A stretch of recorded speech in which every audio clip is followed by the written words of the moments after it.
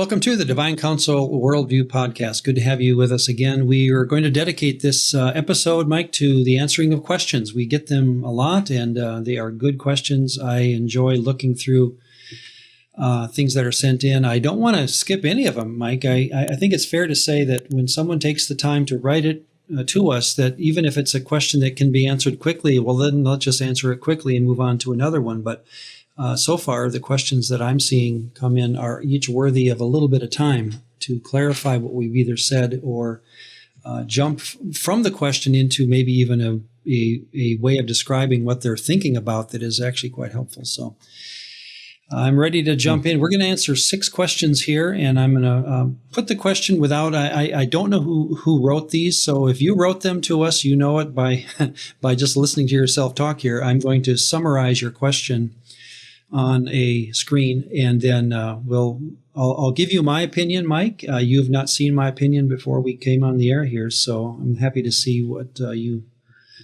how you react to my own questions as we go, or my response to these questions.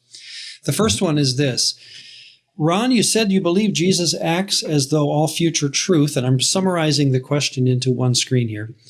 You said that you believe Jesus acts as though all future truth, for example, his finished work on the cross, is true while he is still living.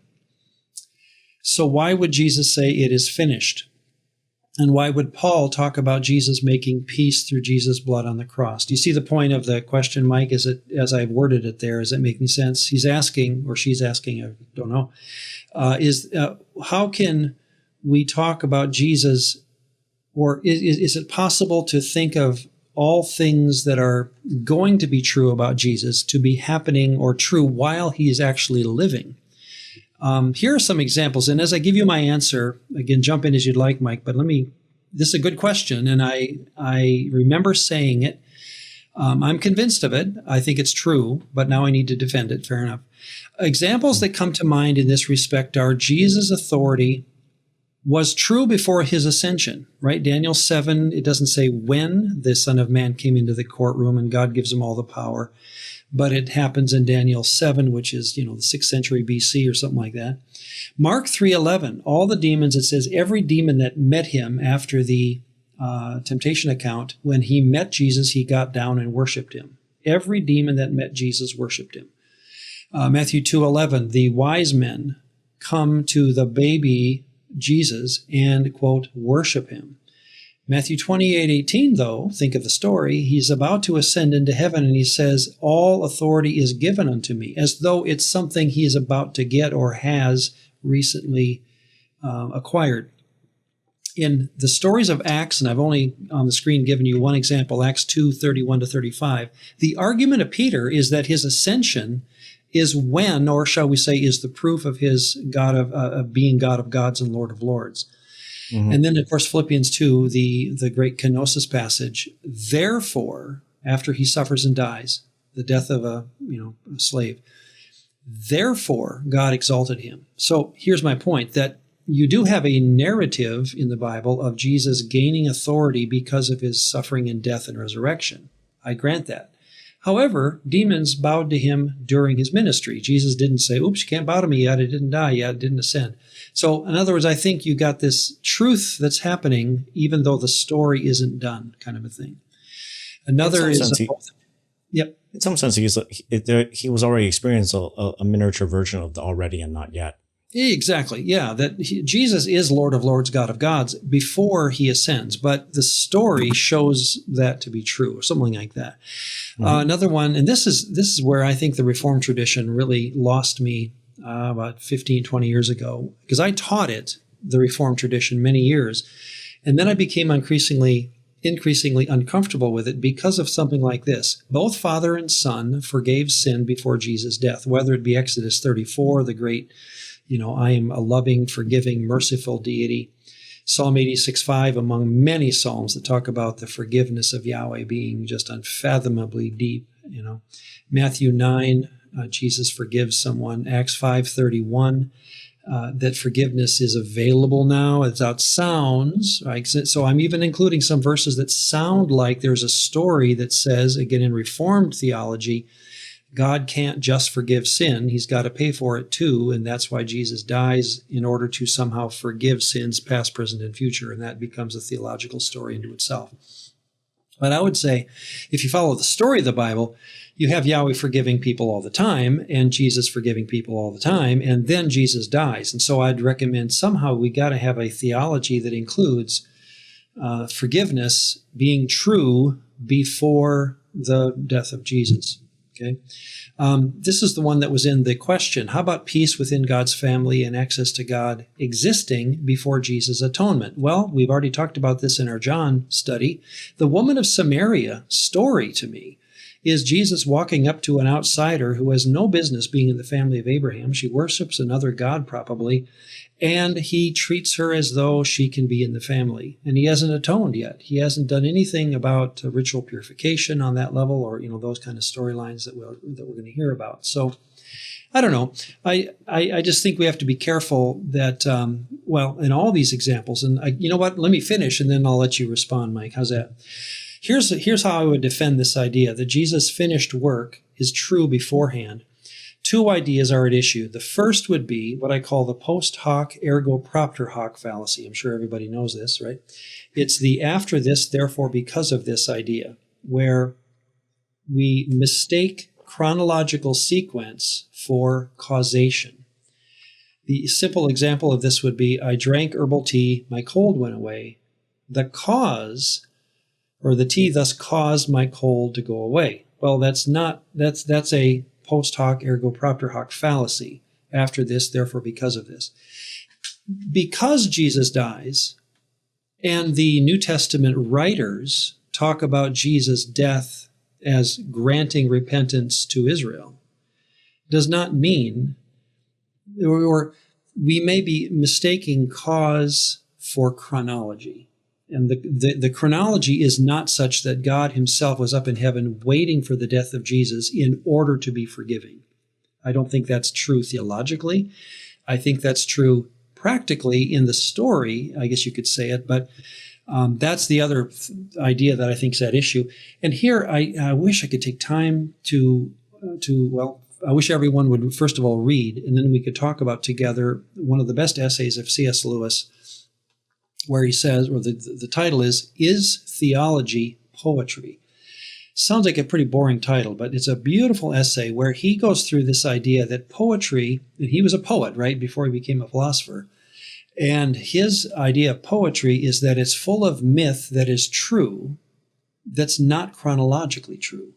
That you can talk in poetry about truths that exist outside of chronology. And I'm really doing a hatchet job on the essay, so you need to read it yourself. But I think that's what's happening here.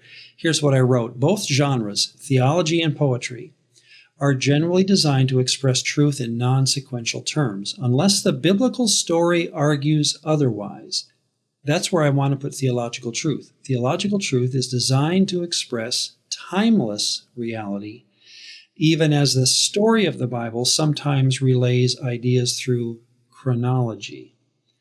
So, yes, there's going to be chronology in a story, but I don't think, here's my point, I don't think God in heaven literally, and as I say this, it sounds silly, but I'm just being literal with how Reformed theology was taught to me, that God wants to forgive humanity. He can't until Jesus dies. And he literally waits until Jesus' last breath, and then he says to himself, now I can forgive people. If you really believe that chronologically, well, then say that. Preach it. Be very clear about this, that David was mistaken. Solomon was mistaken. Abraham was mistaken. Romans 4 is mistaken because it talks about Abraham being righteous before the law. That all these stories that you have of God being forgiven are actually not true if we believe that God has to wait until Jesus' death to be forgiving. So that's why when I heard that actually being described that way and I started teaching it, for a while I taught it, then I thought, how can I say this? This is not fair to the biblical story at all. And if David, Moses, these Old Testament heroes heard me preach about the forgiveness of God as being made available through the death of Christ, I think they would say, what are you talking about? We knew exactly what it was to have a forgiving God. So all that to say, I think, well, that's how I'll end my point, and then I'll let you have your 2 cents, Mike. Here's my challenge. Let's put it the other way around. Can we think of something that is theologically not true until Jesus' finished work is accomplished? With this idea being supported within the left to right story of the Bible, can we think of anything that actually is not true until Jesus dies and now it is true? Is there something that, in other words, I can't think of anything that's not true before Jesus' finished work happens. Well, I mean, the reclamation of the nations. Well, see, there's where that good point. Now, do I have evidence in Isaiah and in Ezekiel that God has reclaimed the nations? To me, there's a great theme of later Isaiah, second half of Isaiah, of the nations streaming in to Zion and being converted. There's a great theme. Where is it? In Ezekiel or is it Jeremiah of Egypt being converted? So, in other words, is that chronological? I bring it up. I'm not pushing it too hard. It's just simply it's like because at the same time, right? Isaiah, Ezekiel's writings, they are visions. They're prophetic utterances of what. Is the hope and the longing, the vision of what they want to see. Yes, the nations finally all coming under the worship of the one true creator. Yeah. Well, right? That is a story. You're right. So that is a chronology.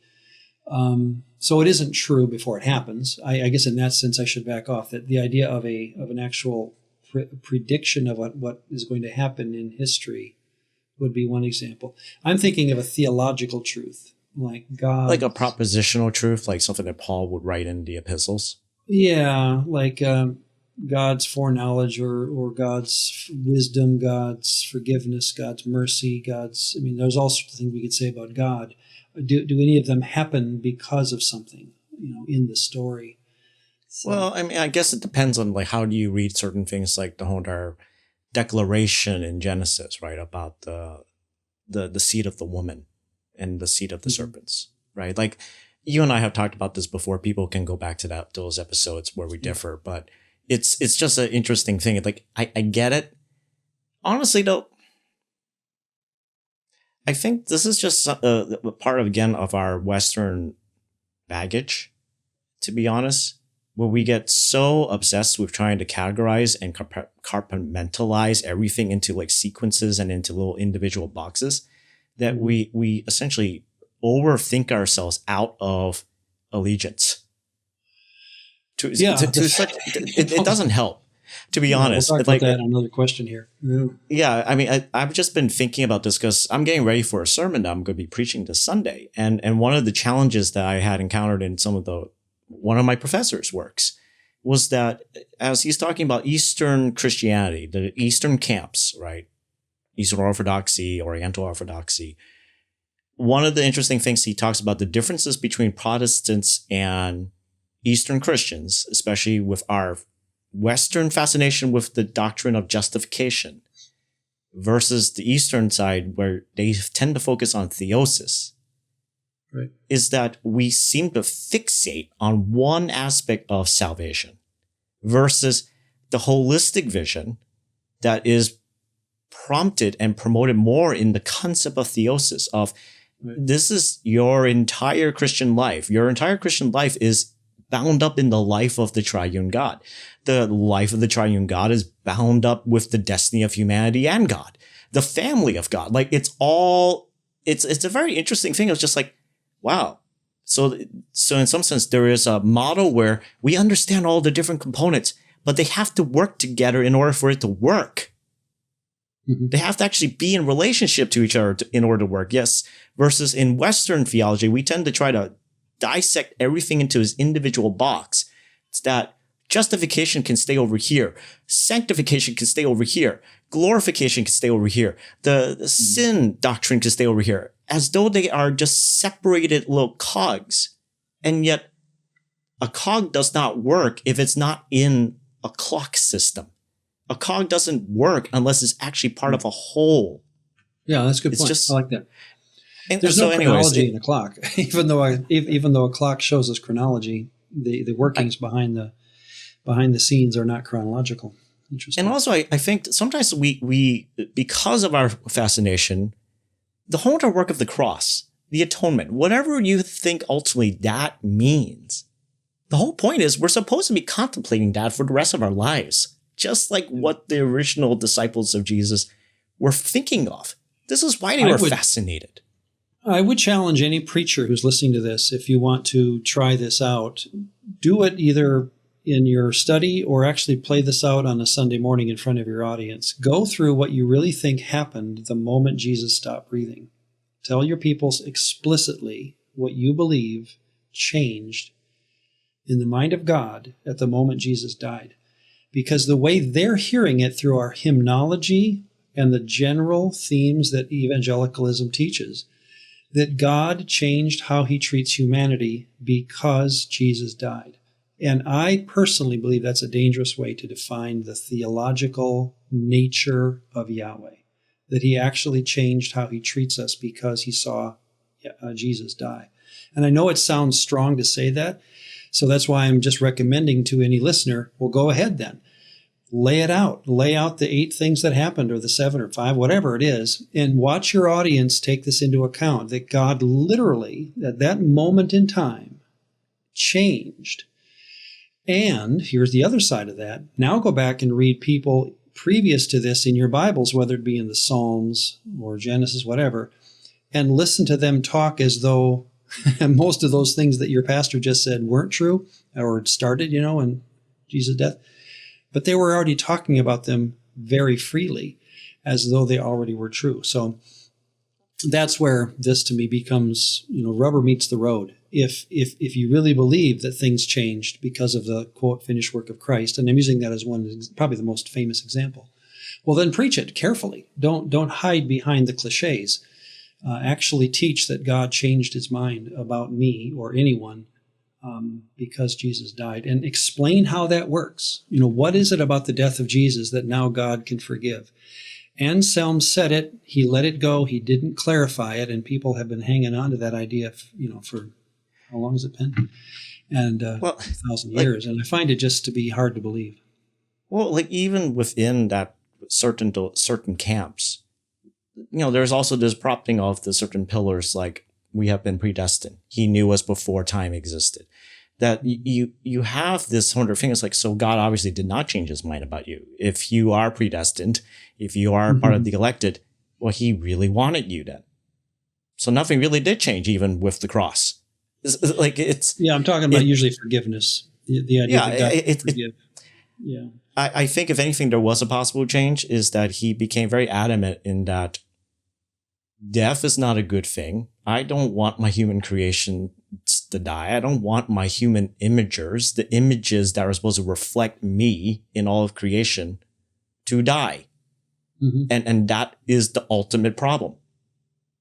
And that's another one, that we have to think about. Did God change, or is the truth of resurrection based on Jesus' resurrection to the literal point that unless Jesus had resurrected, you and I could never have resurrected?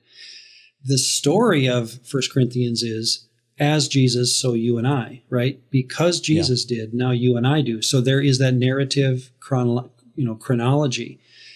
The question that I take to the text is, could God have done it any way he wanted to, resurrect me, for example, and he chose to use Jesus as the pioneer to life. He chose to use Jesus' resurrection as the down payment for my promise of resurrection. That to me, again, is still chronology that's separate from theology, though. So anyway, got to move on to the next question, but again, it just shows that the person was thinking ahead of us, and I appreciate that. Thank you. Did church fathers use faith as loyalty? He says this: I would like to circle back to the Greek word pistis and its meaning as believing loyalty. That's a phrase coined by Dr. Mike. Or allegiance. I'm curious if the ante-Nicene church fathers used pistis and pistuo as loyalty, particularly in the first few chapters of 1 Clement. Well, I looked up Clement's use of pistis. It's fairly similar to the New Testament, your faith in Christ Jesus. In 2:1, 1 Clement 2:1, your faith, firm and steadfast. And so you get the sense that faith, there is some kind of allegiance that would be firm.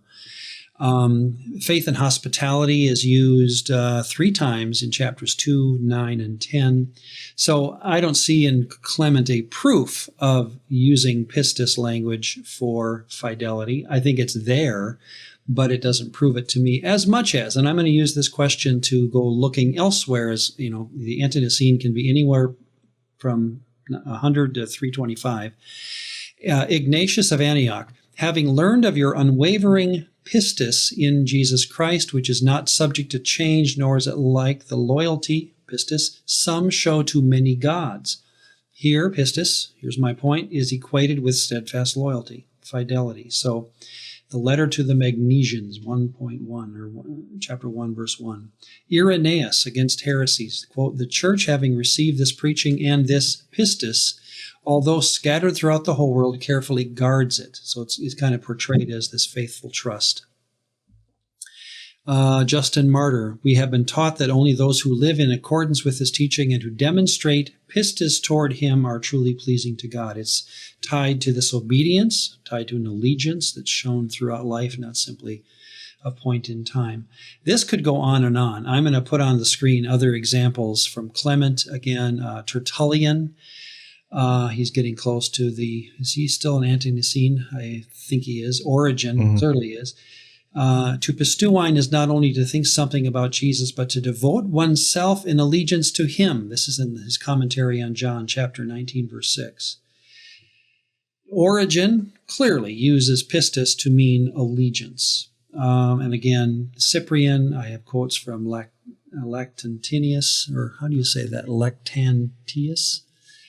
Hermas, shepherd of Hermas. The faithful, the pistoi, are those who have endured in pistis with great aletheos. Aletheia often can have the sense of a promise-keeping or loyalty or allegiance, and who have not denied the name. So Hermas has a clear reference to allegiance with the use of pistis. My point is that, and let me summarize it here, pistis and pistos in Greek function in the New Testament and in the Church Fathers. I think you could play this out everywhere, like care and careful in English. We talked about this when we did John chapter 2.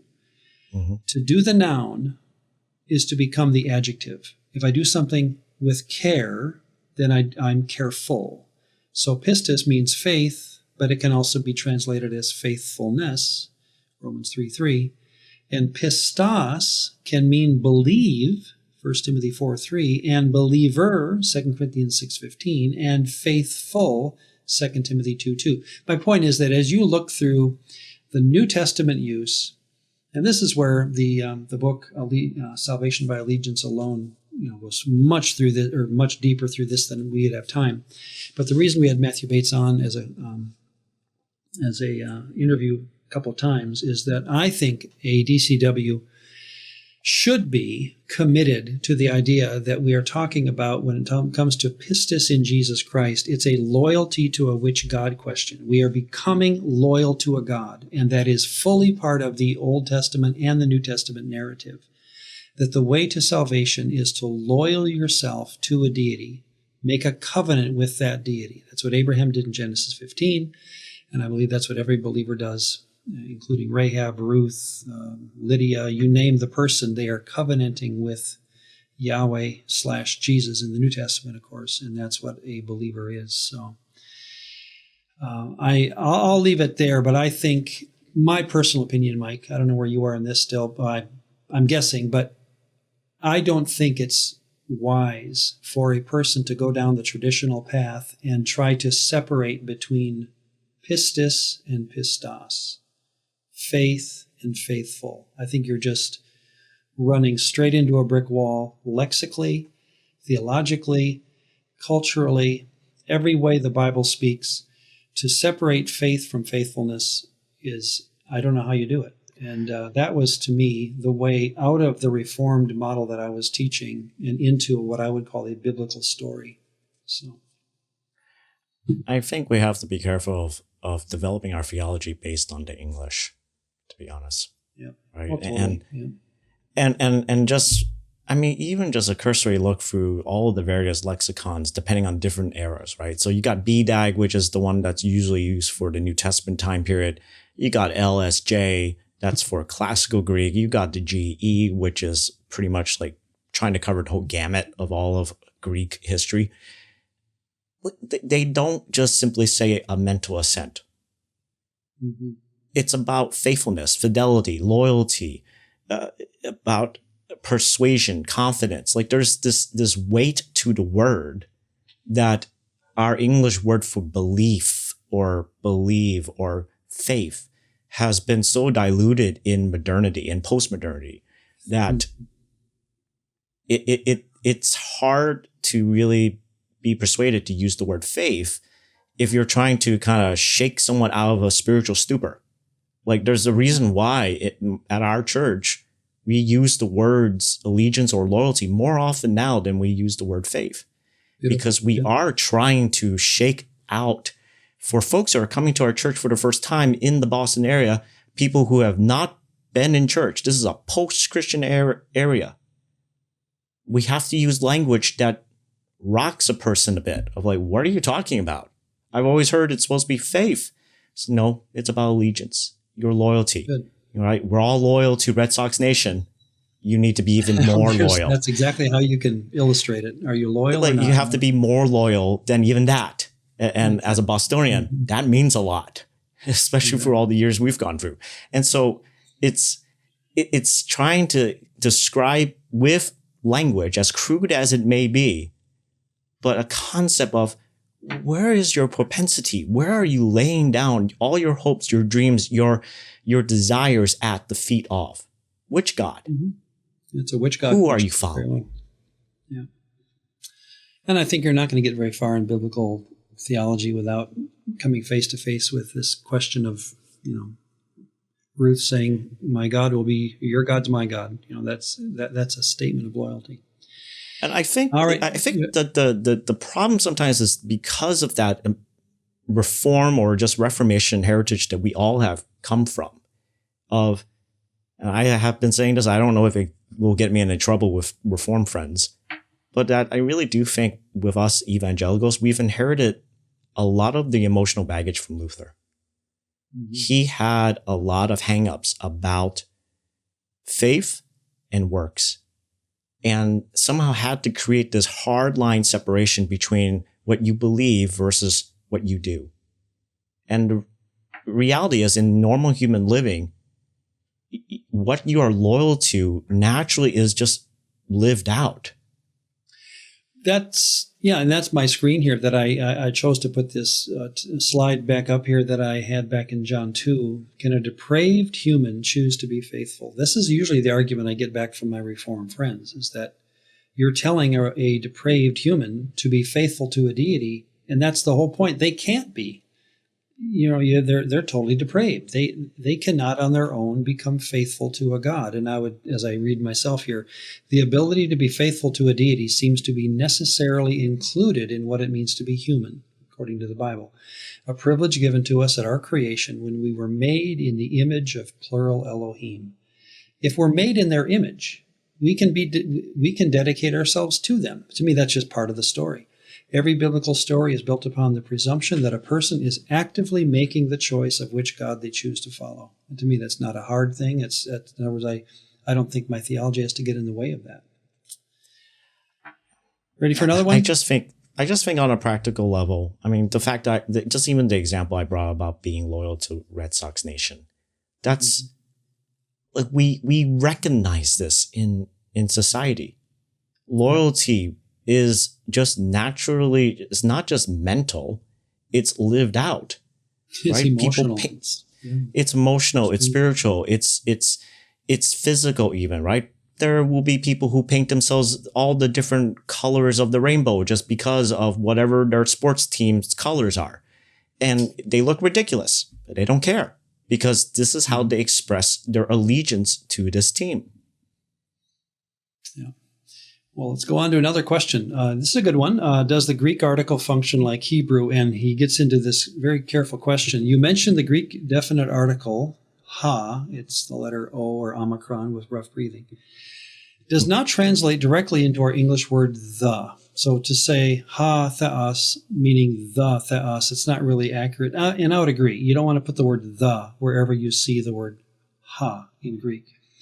I'm curious, he says, how the LXX, or the Septuagint, the Greek rendering of the Hebrew Bible, handles the Hebrew definite article, which happens to be translated or sounds ha, it's H-A generally, or H something, another vowel, when it translates the phrase, especially the angel of the Lord. So again, I'm curious how the LXX handles the Hebrew definite article ha when it translates the phrase the angel of the Lord. Can we apply the same translational methodology? You would be fascinated by this conversation, Mike, I had with ChatGPT. I had heard that Chat tends to, well, let me tell you what happened. I asked it, and I talk to it all the time. I have a good time with it. Is the Hebrew definite article ever used in reference to the English phrase, the angel of the Lord? I just ask it because, well, I looked up the answer already, so I know what the answer is, but I just wanted to see what it said. And it said, yes, in Hebrew, the definite article, ha, is regularly used when the phrase is the angel of the Lord, malach, Yahweh, okay? And then it ends or starts its conversation by, or its definitions by saying the Hebrew text often has ha, malach, Yahweh, literally the angel of the Lord. So those of you that know Hebrew, ha, malach, the messenger, Yahweh of the Lord. Okay? Well, then I wrote, you can talk to Chat, right? I didn't see any textual example of ha, malach, Yahweh, because he didn't have any texts, any examples of the Hebrew text. Where does this appear in the Old Testament? Great question, he said back to me. You're right to be cautious.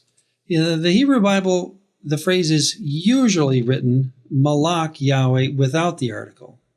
So now he admits, he goes from is regularly used to usually without the article. Well, as you kept reading his answer, then he finally gets to the bottom of that same page and he goes, oh, okay, well, no verse in the Hebrew Bible reads ha malach Yahweh. No verse. So I didn't want to offend Chat. I want to stay its friend because I hear you can kind of get on its wrong side, but I don't know. He starts by saying it's regularly used, and then he admits no verse in the Hebrew Bible has ha malach Yahweh. So he lied to me. And I want to ask why, but I'm too afraid. My point is, and see, here's the thing. I knew that. You can look it up. Here's where your Logos or your Accordance can do this within 2 seconds. Give me every verse in which ha malach or malach Yahweh occurs, and you can look for the article, right? Mm-hmm. So here's the point, and I'll just summarize the point. The Old Testament never reads ha malach Yahweh, the messenger of Yahweh. Every occurrence reads malach Yahweh with no article, allowing for the indefinite use, a messenger of Yahweh. This messenger may be understood as a unique figure, even speaking as Yahweh himself, but this is a translational, not a textual move. I'm just wanting everyone to admit, if you're going to say the messenger of Yahweh, go ahead and say it. That's a translational decision. It's not a textual decision, because there is no text that says that. And that cases then like Balaam, Numbers 22, David's census, 2 Samuel 24, can naturally be read as a messenger of Yahweh. I think it'd be fair to, because all of a sudden this messenger occurs, or appears. And here's one example of many, following suit with like 1 Samuel 16:18, a son of Jesse, Ben Layashai. Ben Layashai meaning a son, and there's a proper noun, Jesse, and Yahweh is the argument. Usually people use the argument if the second noun in this genitive construction is a proper noun, you need to say the of someone.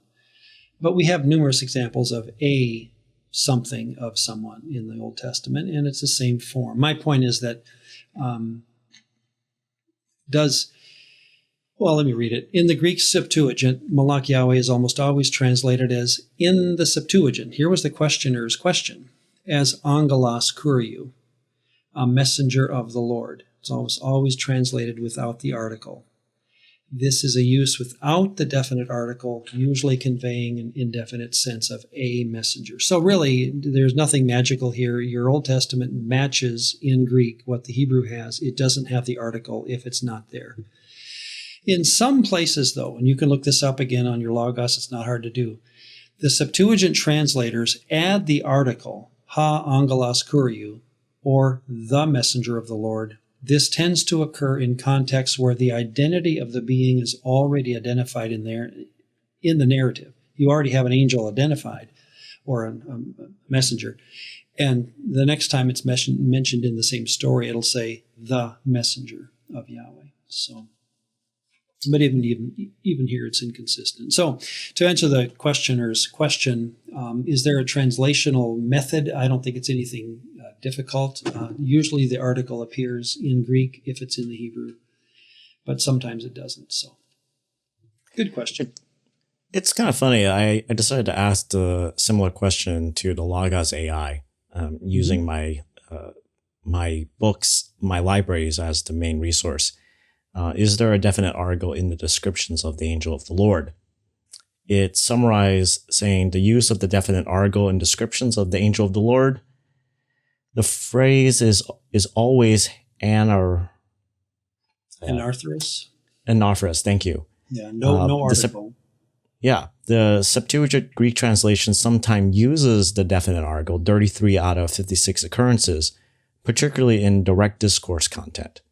Mm-hmm. And so if you look it up, you can see that it is a particular translation choice, depending on the context of what's going on in the story. Yeah. And, this is the thing again, right? When folks are rereading the scriptures over and over and over again, they're asking themselves the question, who is this being?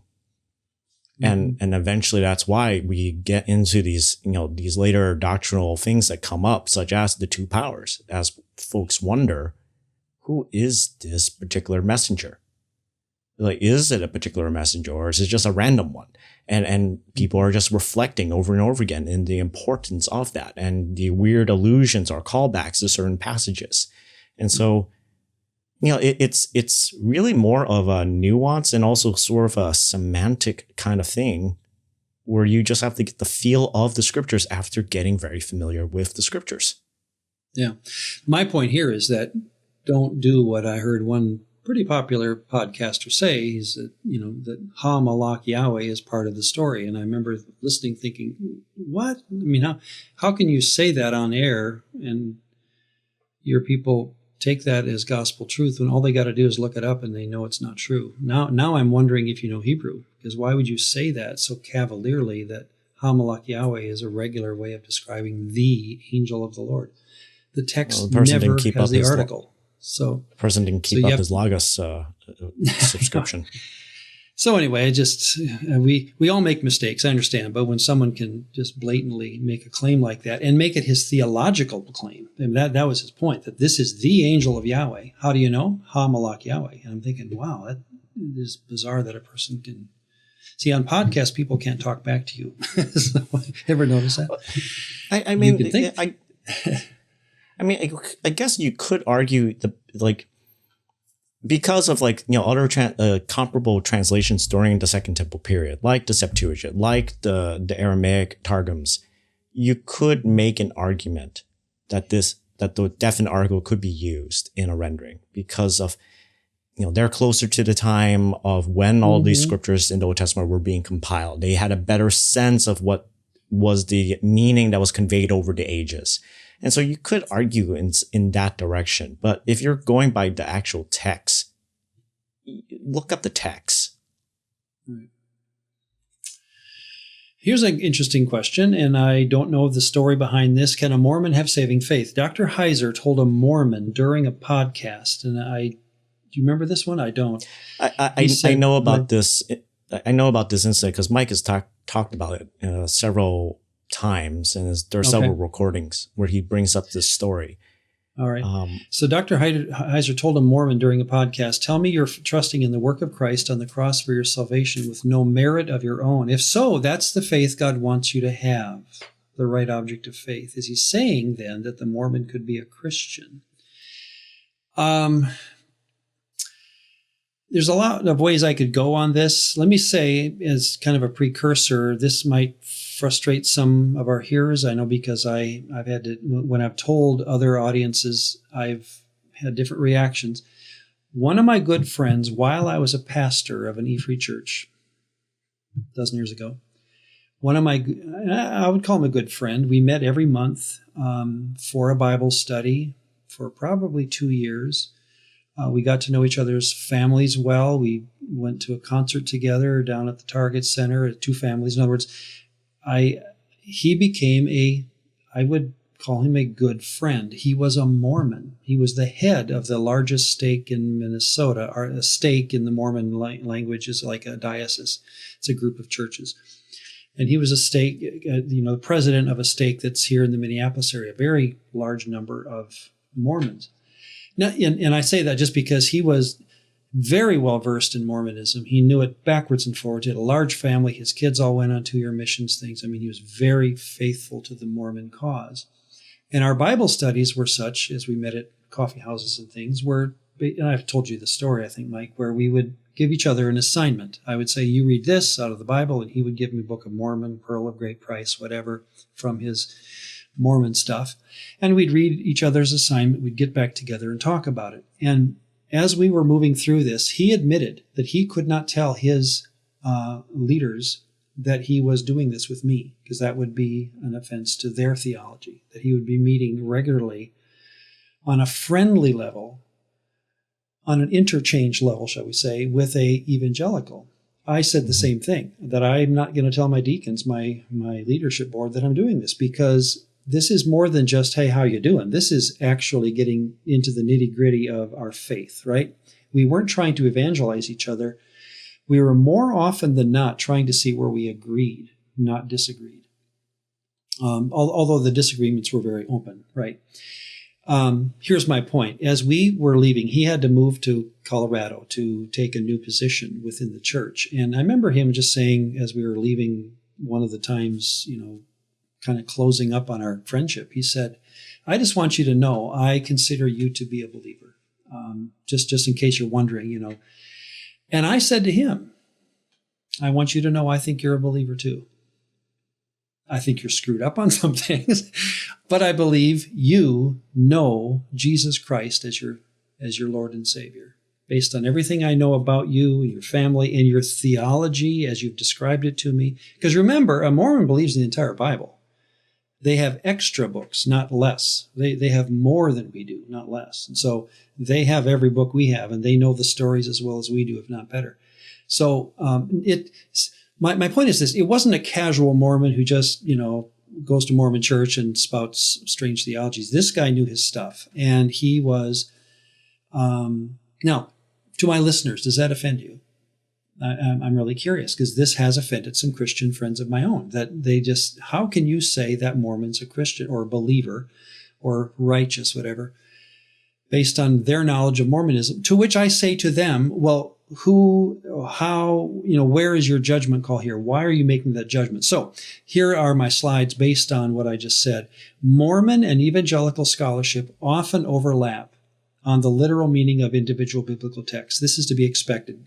So just trust me that if you get into Mormon scholarship, and Mike did, right? Mike, in his work, he got involved in Mormon scholarship. And by the way, often you get into scholarship first and find out later that this guy's a Mormon. That doesn't happen the other way around. You're just reading, JBL or not ETS stuff, but, biblical studies journals, and you read, and then you find out later this guy's LDS. So like Dan McClellan, I'm familiar with his work. He's a very popular podcaster. His book on Yahweh's images is very good. Here's a quote from him. The gods, Elohim, mentioned in Psalm 82, are actual divine beings, the gods of the nations, not merely human judges. That's a quote from a Mormon. McClellan is a Mormon. Yet I agree with that statement as it stands. Do you see how, what my point is, Mormon and evangelical scholarship can cross over? You can look at the same text and agree. So just so you know, as everyone I hope should know, that you can agree with others who do not have your faith on individual texts of the Bible.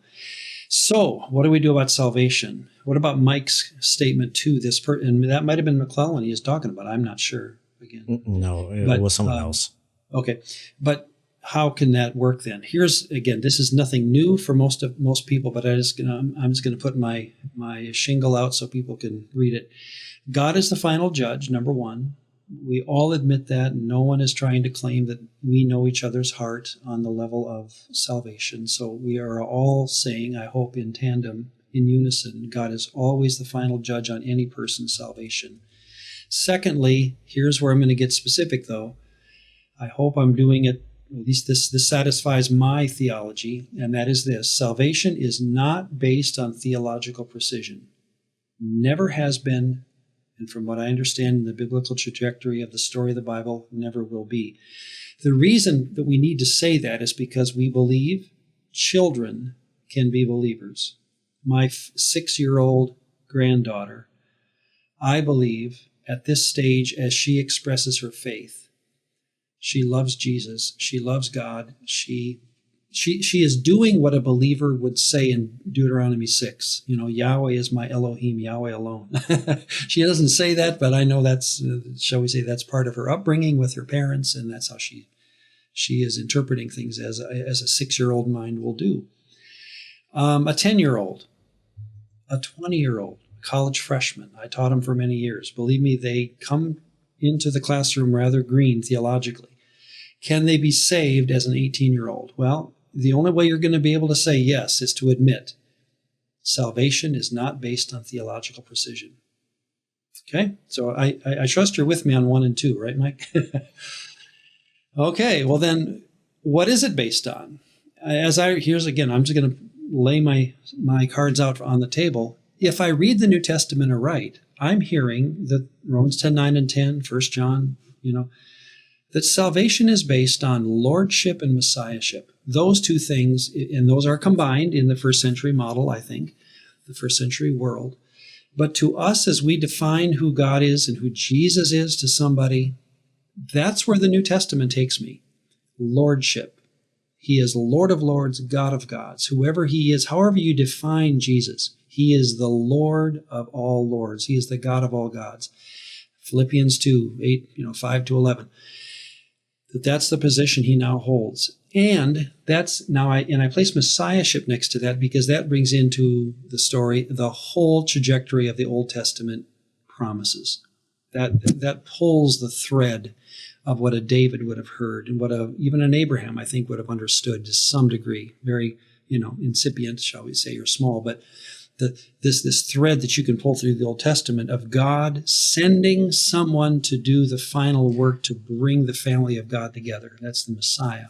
So, if salvation is based on those two, can a Mormon be a Christian? I would say sure, because that is not outside of Mormon theology at all. So, I'm going to leave it there for now. Let's see, anything you want to add? I mean, I understand where you're coming from. I think I'm not completely sure I'm on the whole entire theological precision. Besides, I understand what you mean about children. I think the part of why I have a little bit of that kind of pausing is because I know, especially, one of our friends, and she's been helping out with the Michael S. Heiser Foundation, Carrie Griffin. She grew up in the Latter-day Saints church. And, she can better describe her testimony and her faith journey.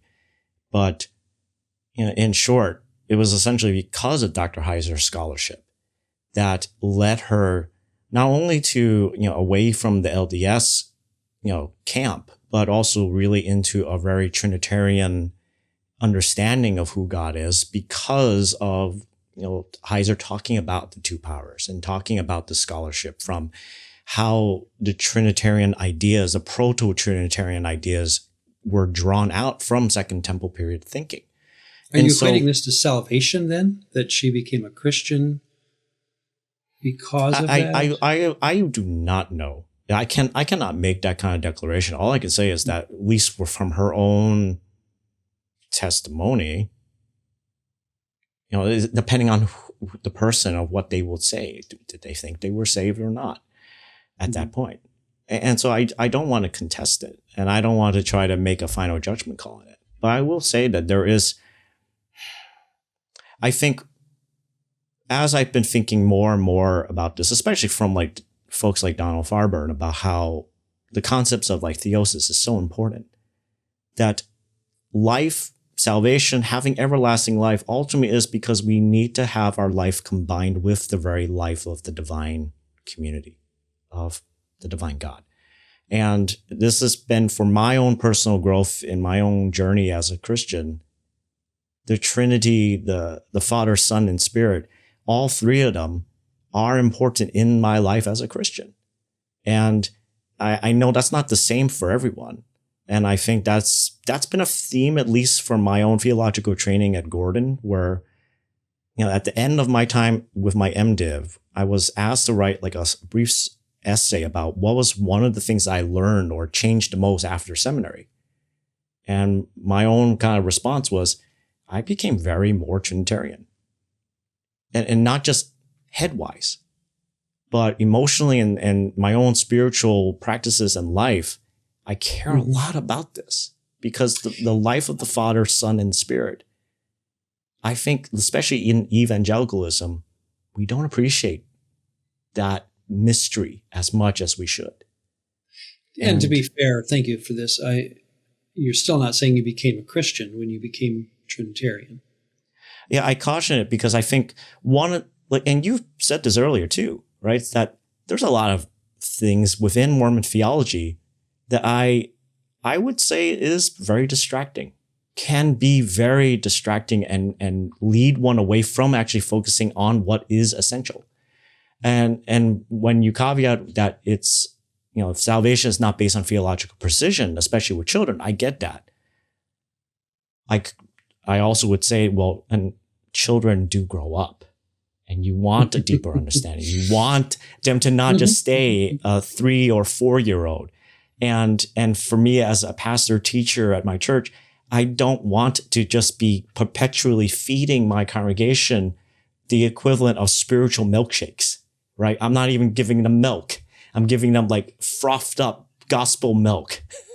Yeah. I want to get to a point where they grow and they learn and they seek after the Creator. To go back then, let's just finish the question, because that's all good stuff. And I do hear you, and I not just sympathize, I empathize with everything you're saying. I really do. When Mike, and this is a quote again from the questioner, so I'm just going to have to presume Mike said this, tell me you're trusting in the work of Christ on the cross for your salvation. See, a Mormon believes that, from what I understand. Now, does a Mormon believe all the parts that go into that, Trinitarianly speaking? I don't know. I forget.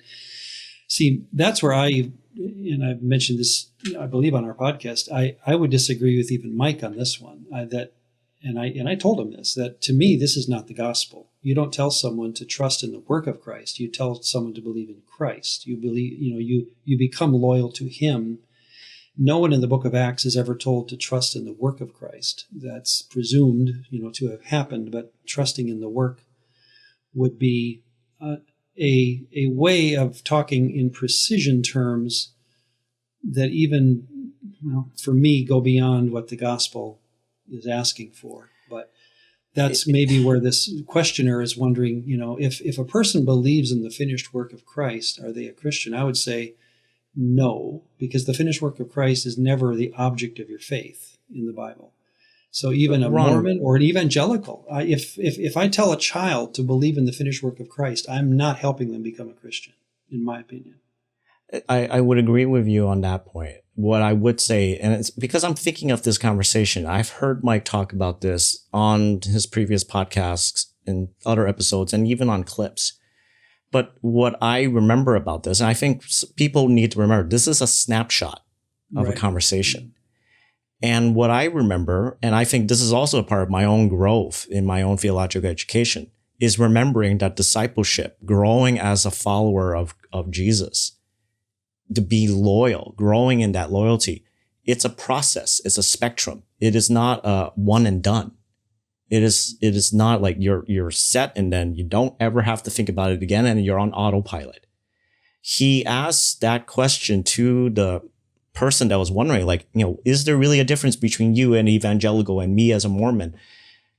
Mike's whole entire point of him asking that question back was to cause the person he was talking with to wonder, is Jesus enough? Is he enough? In my theological tradition, is he enough?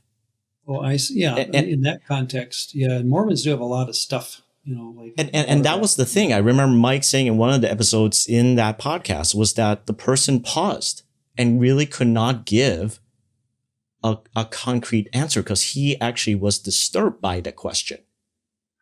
Yeah. That, like, for us as evangelicals, that we could this say would be applicable then to all sorts of even Christian faith patterns, whether Roman Catholic, Anglican. I was talking to a Greek Orthodox or someone who's thinking of becoming Greek Orthodox the other week, and his point was that, you know what? I don't want to get into it. But there are some traditions in our own Christian faith, whether it be Anglican, Catholic, whatever, that are beyond the finished work of Christ, correct? And so now that question should not just be sent to the Mormon, it should be sent to, shall we say, the Catholic. And that was kind of the cleverness I thought about when Mike was recalling this conversation, was that, yes, it's in the context he was talking with a Mormon, but it's really in the greater context of, like, are you saying that Jesus is not enough? And like that at the rock bottom of all things, is Jesus enough? Is he worth following? Or do you have to have other things added on, or you have to do other things to give you some sense of guarantee? And I found it a very kind of refreshing way of just, like, very cleverly poking so that it stirs up something within the person to wonder and to think more deeply. And I think sometimes people just get so worked up about, like, oh, the person was a Mormon. It could have been a Roman Catholic. It could have been Eastern Orthodox, as you mentioned. It could have been anyone else who is trying to add something to this. Great. Thank you. That's I appreciate it. I think you've surrounded the question well. Another one, is sonship different from inheritance? I've never heard this question, so I was interested in how he defined it. I heard someone say sonship means you are now part of the family. Inheritance means you have permission to rearrange the furniture. Are we commanded to build treasure in heaven as though we are forming our coming inheritance? Will we have different inheritances, in other words? Is being a son that which gets you into the home of the new creation, and putting an inheritance ahead of us, building an inheritance in heaven, a way of saying a reward that we can have differing levels on when we get there? I found that just the study that this sent me down was fun. Just, the rabbit hole of following through on the Old Testament and the New Testament concept of inheritance. It starts as very physical, Deuteronomy 4, the people of his own inheritance, giving you an inheritance. Nachala is the Hebrew term. As you follow that through, David bemoans being sent out of Israel when Saul is running after him, saying, I've been pushed out of the inheritance of Yahweh, when he's going to Moab to serve other Elohim in his mind. 1 Kings 8, you see a pattern. Again, I'm trajectorying my way from left to right. You get to the end chronologically of the Old Testament, or close to it. 1 Kings 8, Solomon is heard to say, grant rain upon your land, which you have given to your people as an inheritance. And it's even now in the context of exile that someday our people will come back to their, quote, inheritance. In the chronicle story of David, the split of the kingdom, you have this great line: what portion do we have in David, said the northern 10 tribes. We have no nachala, no inheritance in the son of Jesse. Now it's more than just land. It's a name. It's a tribal inheritance that's beyond just land. It's what do you want to call this? Dynasty. I mean, they dynasty. emphasize here. Yeah, thank you. Authority. that sort of thing. So my point is that as you watch the idea of an inheritance move through the Old Testament left to right, it does kind of travel, so that now you get to the Psalms, and this is one of those great messianic Psalms. I tell the decree, Yahweh said to me, whoever the me is there seems to be a messianic figure. You are my son. Today I've begotten you. Ask of me, and I will make the nations, plural, very key there, nations, your heritage. Same word, nachalah, inheritance, but now not just the nation of Israel, now not just the dirt upon which Abraham stood in Canaan. Now it's the entire world becomes the inheritance of the Messiah. Psalm 74 ends with, which you have redeemed to be the tribe of your heritage. And I get the feeling even there, the psalmist is saying, the heritage or the inheritance is us. We are that inheritance to you, Father, and we are going to be treated like inheritors, just beyond having a piece of ground to live on. This shall be their inheritance. In Ezekiel 44, I love this. Yahweh says, I am their inheritance. So beyond land now becomes even God himself claims to be the inheritance of the followers of him. You get to the New Testament, of course, you get into Greek. Kleronomia is the most common word for inheritance, and it's in the parables. Come, let us kill him and have his inheritance. Someone in the crowd said to him, Teacher, tell my brother to divide the inheritance with me. So that's the word in Greek that I would follow if I'm trying to understand, again, the concept of an inheritance, for the future. In Acts 20, said to Gentiles, you get this line, which is able to build you up and to give you the inheritance among all those who are sanctified. Now, it's interesting there. Think of the trajectory again. You got people living in Ephesus who have no intent on going to Israel, the land of inheritance. But they're being told that they are getting the inheritance among those who are pure or clean. And I take that to be the Jew in cultural terms, those who are sanctified, because Gentiles are unclean, Jews are clean in this world. Now you get in then to Ephesus or Ephesians. This is the book written to the people who were told in Acts 20 that they're getting this inheritance. Paul then pulls on that same theme when he says the Spirit is the guarantee of our inheritance until we acquire possession of it. Notice again, nothing to do with land now. This is all something for the future because, how do you know? The last line of verse 18, Ephesians 1:18, the riches of his glorious inheritance in the holy ones. Mike and I, we went back and forth on this. I know that he took the divine beings view of the word saints there. I take the Jewish view there. So you can go either way. But there's something to come in the future world of the inheritance. And so as you close this up, 1 Peter 1, 3, and 4, inheritance that is imperishable, undefiled, unfading, kept in heaven for you. That brings me to answer the question of the questioner. Here's how I'd say it. Is sonship different from inheritance? No.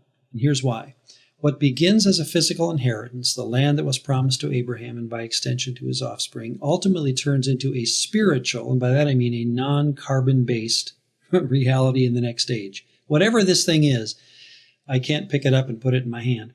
Thus, the inheritance the believer is promised is more than dirt he can own. It is the promise of eternal life and God's eternal favor. And here's the key, something not gained in quantitative measure. So, can you rearrange the furniture called in? No, it's not something you're sending ahead, and I'm not going to be driving a Chevy Vega and you're going to have a Porsche because you're better at putting, riches into heaven ahead of you.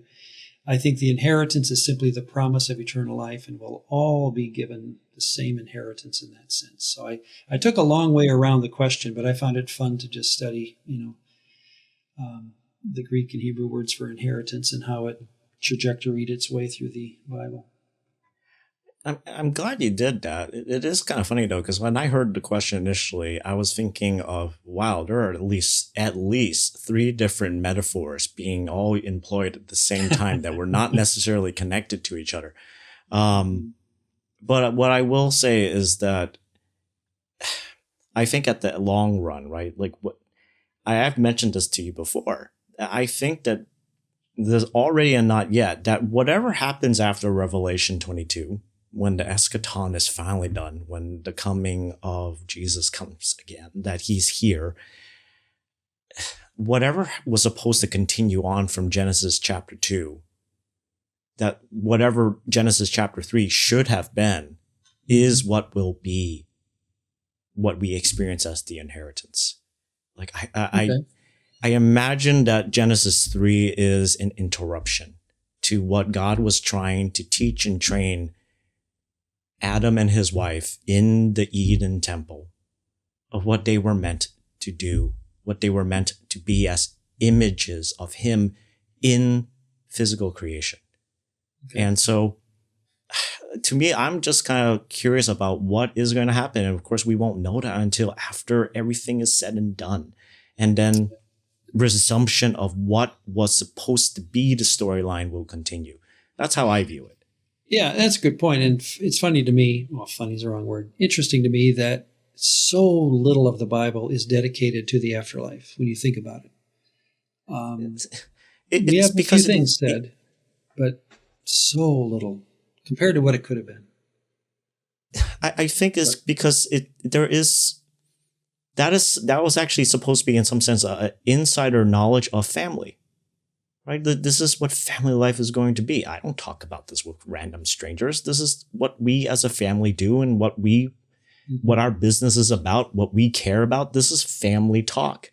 And what happens after Revelation 22 is the continuation of that family line, the continuation of the family business and whatever that as much as you are fascinated by the... Yeah, and that's actually what's so appealing about it. It was like, I'm cool. 20 years closer than you are to getting there. So how's that for a jump, a head start? Yeah. All right, last question. Did the Samaritan woman have 5 deities? I don't know about you, Mike. I'd never heard of this, so it's fun to kind of study it. Does Jesus perhaps reference the 5 former husbands in John 5:18 of the Samaritan woman as deities? He may, this is a DCW way of looking at things, and I'm totally fine with it. He may be referencing the 5 geographic areas and their respective deities that are clearly defined in 2 Kings 17. Is her current non-husband possibly Yahweh? Here's where this, and you can, I'm just doing this for the sake of, again, of someone who wants to have this spelled out on the screen for them. In 2 Kings 17, here's where the questioner is getting his information. When the Assyrians conquered the northern kingdom, they deported many Israelites. 5 regions are mentioned: Babylon, Cutha, Ava, Hamath, and Sepharvaim. Each group brought its own gods. And the text does say that they worshipped in the shrines of the high places, and that's a story, again, coming out in John 4. The narrative emphasizes a mixed and synchronistic religion. This is 2 Kings 17. Involving Yahweh with other foreign deities. And so, think of the woman hearing this from Jesus. You have had 5 husbands. The one you now have is not your husband. The literal reading clearly is biographical. It's just she's been married multiple times. But how about this? The symbolic meaning could be theological. Her current illegitimate relationship, quote unquote, may symbolize the Samaritan syncretism of worshiping Yahweh alongside these deities. The husband you now have would be like Yahweh sliding into this marital relationship. And she's, this would be one of those ways of saying it, shall we say. All I would say, and this is my answer, which I'm going to just sit nice right in the middle of the fence on this one, is the symbolic reading to be preferred. The pro side is that, the number 5 is used. Why would he say 5? It would fit well in John's use of layered symbolism. I mean, we've got it everywhere in John. Water, bread, light, shepherd, you name it, door. I mean, by the time you come through John, Jesus is all sorts of things symbolically. All sorts of things. So if you want to add in John 4 that Yahweh is one of these husbands, by symbol, it works, right? The con side, or the side for me, would be, it might be on the level of over-allegorization, as there's no explicit cue in the story that Jesus is moving into some national history lesson. And here's my main point, I would say. The concern of Jesus' identity as the source of living water and the breaking of the Jew-Gentile problem, the tribalism that's going on, is strong enough to carry the story. So if you just want to stick with the literal reading, you get everything you need to get to the end of that story where the Samaritan people are coming into town saying, you are the one to come, right? So you can get to the point of the story by just having the literal reading just fine. If you want to have the symbolic reading, it's interesting. It drives you back to 2 Kings 17. I always prefer, being driven back to the text. So I'm kind of interested in it, but on my side, I would say that's probably the con that would keep me from preaching it. So I think I probably personally would be a little bit more on the con side, partly because I don't know of any early church father reading where they even brought up this concept, right? Where it was even mentioned. And also, this is kind of funny, right? The over allegorization, that was also a problem with early church fathers, right? Because in some sense, their knowledge or their access to Old Testament scriptures, especially in Hebrew, not many of them could read Hebrew.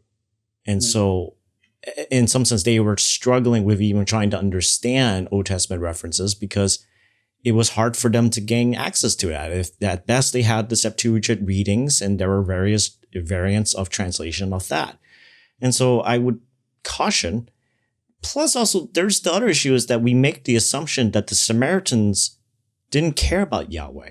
And yet even within that story, they were arguing about which mountain is proper to worship Yahweh.